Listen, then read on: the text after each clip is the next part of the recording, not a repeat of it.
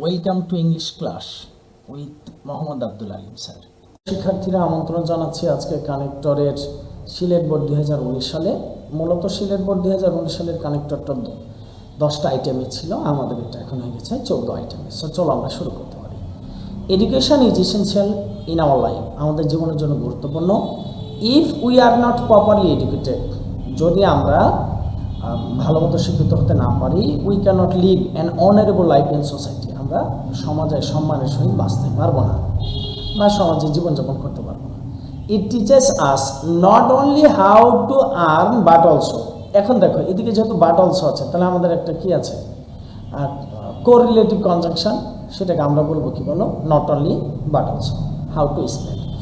Moreover it teaches how to live, কীভাবে বাঁচতে হয়, তাহলে কীভাবে অর্থাৎ হাউ, তাহলে how to live in amity with others in society. So we must get proper education. At the same time একই সাথে we should bear in mind that, আমাদের মনে রাখতে হবে যে education is not only what we earn at educational institutions but also what we learn outside these institutions.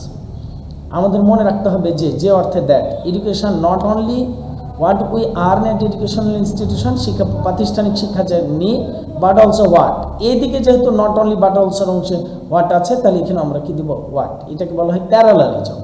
We learn outside these institutions. Indeed, we learn this basic education from our family. Thus, in this way, but in fact, we develop the sense of morality from our parents. Again, we learn, আবারও আমরা শিখতে পারি, from society how to behave towards others. Moreover, we develop the civic sense from society. In fact, but obviously education is a lifelong process. It begins just after our birth and ends only in death. এটা শুরু আছে কি নাই, শেষ নাই। এই ছিল Sylhet board 2019 সালের connector. Thank you so much for watching this video. আল্লাহ হাফেজ।